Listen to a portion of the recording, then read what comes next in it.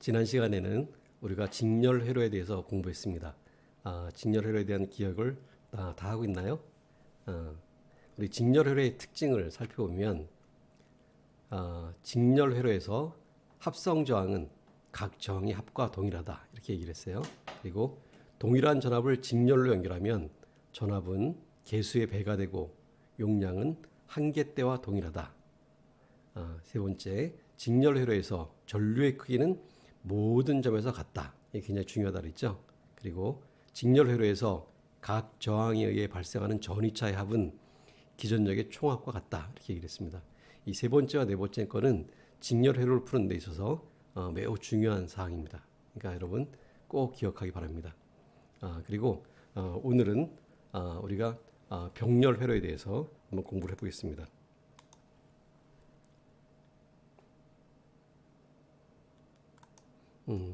오음의 법칙 중 병렬 회로. 병렬 회로는 어떤 것을 얘기하는 걸까요? 우리 여기 보이는 회로처럼 이게 전기가 전압 배터리에서 나와서 쭉 나와서 이렇게 전류가 나눠지죠. 이렇게 위와 R1과 R2의 저항으로 나누어져서 흘러갑니다. 이쪽에서도 보면 전류가 와서 이렇게 R1, R2, R3로 이렇게 전류가 나누어지죠. 이와 같이 나누어지는 회로, 이런 회로를 병렬 회로라고 합니다. 그리고 직렬 회로는 저항이 일렬로 이렇게 쭉 이어져 있었죠. 근데 병렬 회로는 이렇게 전류가 나눠지게 회로가 꾸며집니다.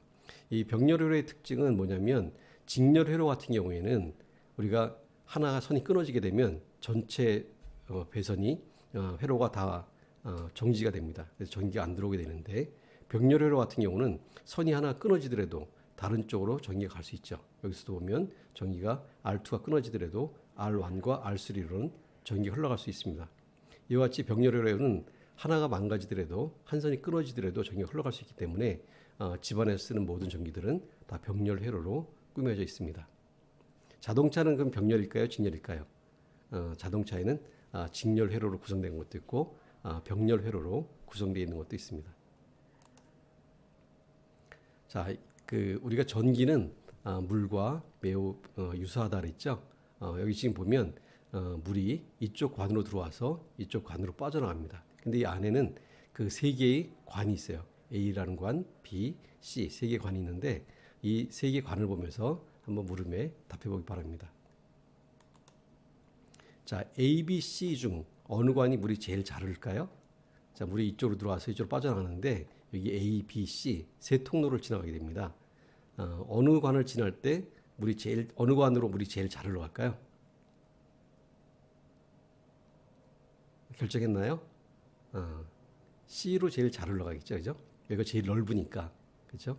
A 쪽보다는 C 쪽이 제일 잘 흘러갈 겁니다, 그죠? 두 번째 문제. A, B, C 중 어느 관이 제일 저항이 클까요? 어느 관에 저항이 제일 크게 걸릴까요? A가 제일 좁으니까 A 쪽에 흐르는 관이 제일 적게 흐르겠죠. 그렇죠?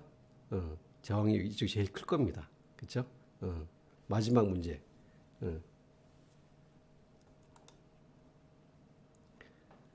A, B, C 중 어느 관의 압력이 제일 높을까요? 어느 쪽의 관의 압력이 제일 크게 걸릴까? 잘 생각해 보세요. 어느 관의 압력이 제일 높게 걸릴까요? 정답은 A, B, C가 동일합니다. 왜 그럴까요?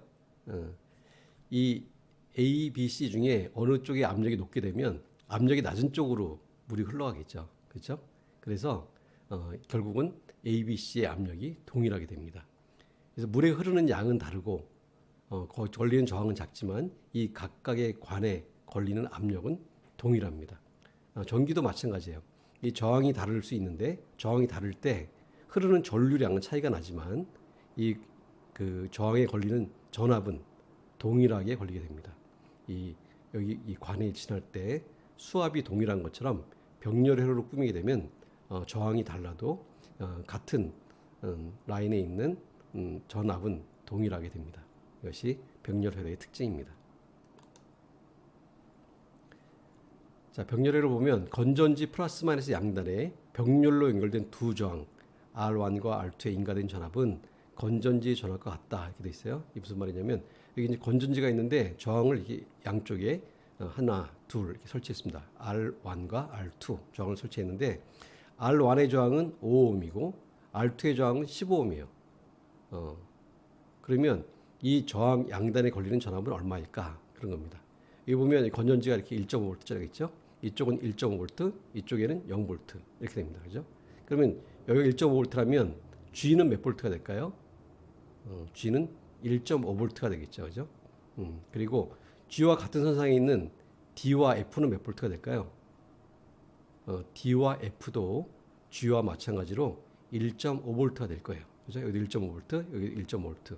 그리고 이쪽에 A점이 0V죠? 그럼 B는 몇 볼트일까요? B도 0V겠죠. 그죠? B 0V. B와 같은 선상에 있는 C와 E는 몇 볼트일까요?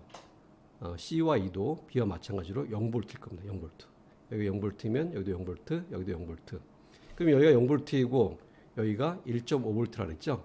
그러면 이 저항 R1 양단에 걸리는 전압은 몇 볼트죠? 1.5V. 이쪽은 R2에 걸린 양단에 걸린 전압은 이쪽이 1.5V, 이쪽이 0V니까 R2에 걸리는 전압도 1.5V입니다. 지금 무슨 얘기냐면 이 건전지에 병렬로 저항 두 개를 설치하게 되면 그 저항에 발생하는 전압은 저항에 의해서 발생하는 전압, 전위차는 얼마 발생하느냐? 그거는 이 배터리 전압과 동일한 전압이 걸리게 된다 이런 얘기를 하는 거죠. 이해갑니까? 저항이 다르지만 저항이 달라도 여기 걸리는 전압은 동일하다. 뭐처럼 아까 수압이 동일한 것처럼 같은 전압이 걸리게 됩니다. 이것이 병렬효의 특징이에요. 자, 여기 보면 120V의 병렬로 연결된 전구와 토스터기가 필요가 있습니다. 여기 보니까 100W짜리 전구가 있고 600W짜리 토스터기가 있네요. 집에서 보면 이렇게 콘센트에다 꽂아서 사용하죠. 이와 같은 회로를 병렬 회로라고 하죠. 병렬 회로. 한쪽이 만약에 끊어지더라도 토스터기는 사용할 수 있습니다. 이것을 회로들 그림을 그려보면 이렇게 되죠. 120V 전원이 있는데 전구 R1 전구가 있고 R2 토스터기가 있습니다. 이와 같이 회로를 꾸밀 수가 있게 되죠. 그러면 이 R1 전구에 발생하는 양단에 걸리는 전압은 몇 볼트일까요? 몇 볼트가 걸리죠? 아까 뭐라 그랬죠? 이 병렬로 연결된 저항에 인가된 전압은 기전력과 같다 그랬어요. 그렇죠? 그러니까 R1에 인가된 전압은 120V 걸립니다. 그리고 R2 토스터기에 걸리는 전압은 몇 볼트일까요? 마찬가지로 배터리 전압과 기전력과 같아서 이쪽에도 120V의 전원이 걸리게 되겠죠. 그렇죠? 그래서 병렬로 연결된 저항에 인가된 전압은 기전력의 전압과 같다. 이걸 꼭 기억하기 바랍니다. 병렬로 연결된 저항에 인가된 전압은 기전력의 전압과 같다. 이쪽에 저항에 인가된 전압은 기전력과 같습니다. 이쪽에 인가된 전압도 이쪽의 기전력과 같아요. 꼭 기억하기 바랍니다. 자, 문제. 15ohm의 저항 R1과 35ohm의 저항 R2가 50V의 전원의 병렬로 연결되어 있다. 이때 회로도를 그리시오. 회로도를 한번 그려보세요. 회로도를 이럴 때 병렬로 연결된 거죠. 15ohm과 35ohm이 50V 전원의 병렬로 연결되어 있습니다. 자, 회로도를 한번 그려보세요. 모든 회로 문제를 풀 때 이렇게 그림이 나와 있지 않고 서술만 되어 있으면 일단 여러분이 회로도를 그려보게 되면 문제를 훨씬 더 쉽게 해결할 수가 있어요. 회로도를 그릴 줄 알아야 되겠죠. 병렬 회로입니다. 병렬 회로. 그리고 R1과 R2 양단에 걸리는 전압은 얼마일까요? 한번 계산해 볼까요?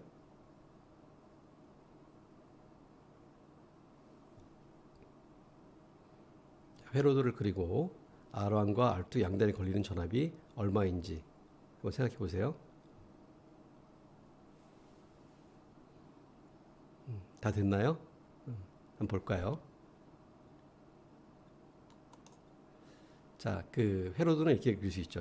50V의 전원이 있고 R1과 R2 회로가 병렬로 연결되어 있네요. 그죠? 전기가 이렇게 와서 R1으로도 가고 R2로도 가고 이렇게 나눠진 그림을 병렬 회로로 합니다. 병렬 회로. 그러면 R1과 R2에 걸린 전압은 어떻게 되죠?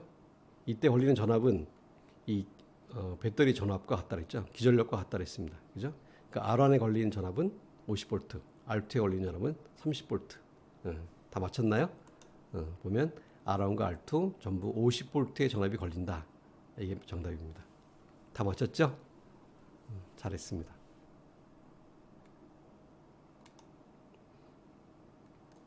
자, 병렬에서 보면 각 지루에 흐르는 전류값은 얼마나 될까? 이런 얘기입니다. I는 R분의 V 이렇게 나와 있는데, 자, 볼까요? 여기 이렇게 그 병렬회로 10V의 전압에 R1과 R2 두 개의 저항이 걸려 있습니다. 그러면 R1에 걸리는 기전력 그 전압은 얼마나 된다 그랬죠? 여기 걸리는 전압은 이 배터리 기전력과 같다 그랬어요. 그러니까 여기 10V 걸리죠. 10V. 전압과 저항을 알게 되면 우리가 전류를 구할 수 있죠. 어떻게 구하나요? I는 R분의 V. 여기도 마찬가지로 R2에 걸리는 전압은 얼마죠? 10V. 저항은 5옴. 그럼 이쪽에 걸리는 전류는 I는 R분의 V. 그래서 이쪽에 그 I1을 먼저 구해보면 I1은 R1분의 VA. R1이 얼마나 그랬어요? R1이 15옴이잖아요. 15옴. 15옴. V는 10V. 그러니까 10V. 10분의 10 하니까 1A의 전류가 흐르게 됩니다. 그렇죠? I2는 R2분의 VA. 그래서 R2가 지금 5옴이죠. 5옴이고 VA는 10V. 그러니까 2A 흐릅니다. 2A. 그래서 R1 쪽에는 1A 흘러가고요. R2 쪽에는 2A 흘러가게 되죠. 그렇죠?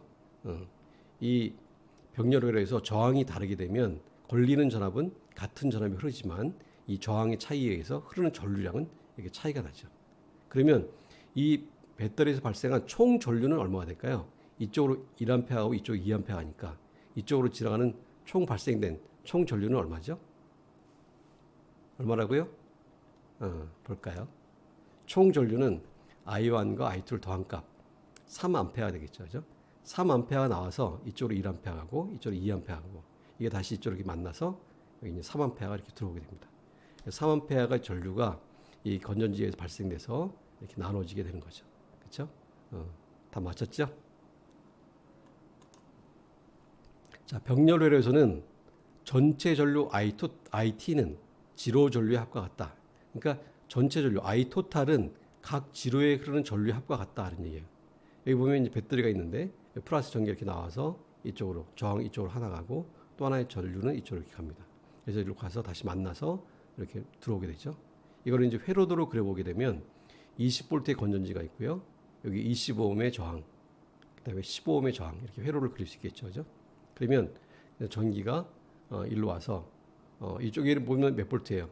20V죠. 20V가 걸려 있고 여기 20V 걸려 있고 여기도 20V 걸려 있습니다. 그렇죠? 그러니까 전압과 저항을 아니까 I는 R분의 V 하니까 1A 들어오고 여기는 I는 R분의 V 그러니까 10분의 20해서 2A 들어오죠. 1A, 2A 들어오니까 토탈 전류는 3A가 되고요. 그래서 이게 다시 만나면 1A, 2A 만나면 3A가 이렇게 돌아오게 됩니다. 그래서 이 전체 전류 I 토탈은 어떻게 돼요? 각각의 지나는 각 저항을 지나는 지류의 전류를 구한 다음에 이 지류의 전류를 다 더하면 토탈 전류가 되는 거죠. 토탈 전류. 그렇죠? 병렬회로에서는 이 각 저항에 걸리는 전압이 기전력과 같다고 되어 있기 때문에 기전력을 갖다 쓰면 되고요. 저항을 알기 때문에 I는 R분의 V에서 각 지류에 흐르는 전류를 구하고 이 지류의 전류를 다 더하게 되면 토탈 전류를 구할 수 있습니다. 그렇죠? 할 수 있겠죠? 자, 문제. 25옴의 저항 R1과 45옴의 저항 R2, 65옴의 저항 R3가 120V 전원 양단에 병렬로 연결되어 있다. 합성 전류 IT는 얼마인가? 그랬어요. 자, 이렇게 여기 120V 전원이 있고 각각 25옴, 45옴, 65옴 이렇게 병렬로 연결되어 있네요. 이때 토탈 IT를 구하라. 한번 구해볼까요? 할 수 있겠죠? 한번 해보십시오.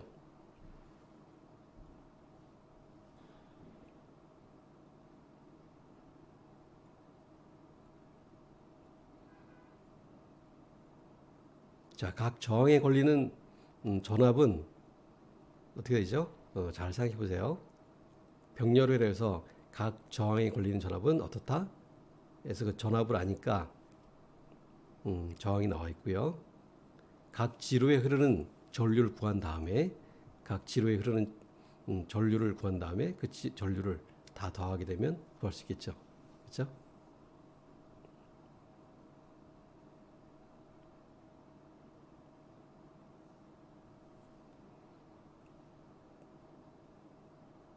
다 구했습니까? 여러분 연필로 꼭 종이에다가 쓰면서 푸세요. 암산으로 하지 말고 꼭 공식을 쓰고 연필로 종이에다가 쓰면서 연습을 꼭 하기 바랍니다. 그리고 굉장히 쉬운 문제지만 여러분이 직접 손으로 풀어봐야 돼요. 풀어보지 않고 남이 푸는 걸 보기만 하면 그때는 아는 것 같지만 나중에 여러분 직접 하려고 하면 할 수가 없습니다. 잘 안 돼요. 그래서 자기가 직접 손으로 풀어보고 답을 맞춰보고 하는 것이 굉장히 중요합니다. 자, 다 구했죠? 얼마인가 한번 확인해 볼까요? 자, I1 이 각 저항에 흐르는 걸리는 전압은 어떻게 해요? 전부 다 동일하게 120V가 걸리겠죠. 120V가 각 병렬 회로에 걸립니다. 그러니까 I는 R분의 V 할 때 이 V는 전부 다 120V 다 썼어요. 그죠?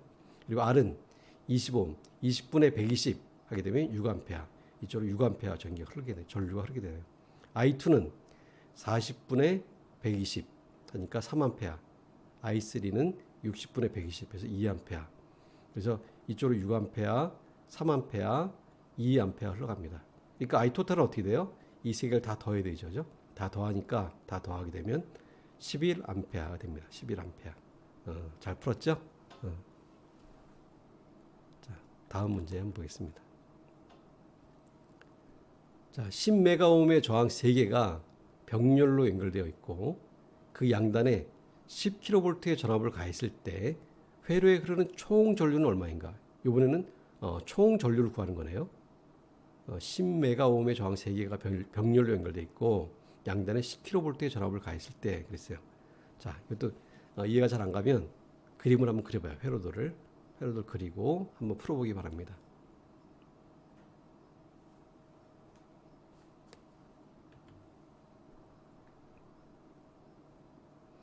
자, 여러분 다 풀 수 있어요. 한번 풀어보세요.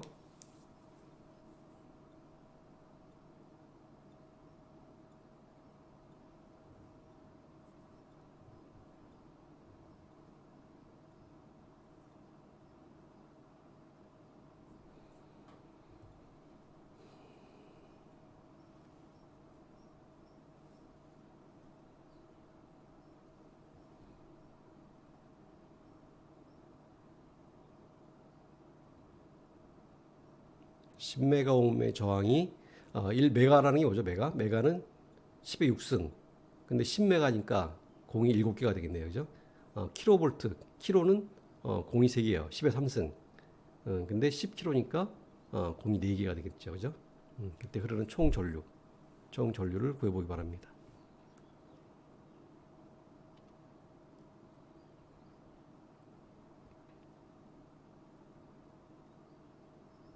다 구했습니까? 이때도 어떻게 하면 돼요? 각 저항에 걸리는 전류를 구하고 그 전류를 다 구한 다음에 그걸 합하면 되겠죠. 그죠? 직접 풀어보세요. 직접 손으로 풀어봐야 됩니다. 암산하지 말고 직접 손으로 풀어보세요.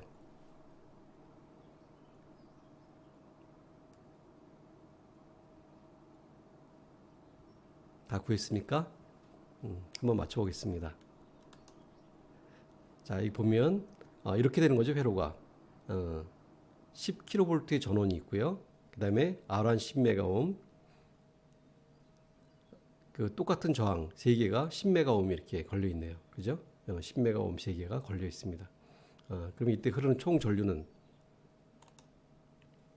자, I1은 R1분의 V 그래서 R1이 얼마죠? 10메가옴이니까 공이 7개 그래서 1000만 분의 만 이렇게 되는 거죠. 여기 V는 10kV니까 공이 4개 만이 되겠죠. 그죠?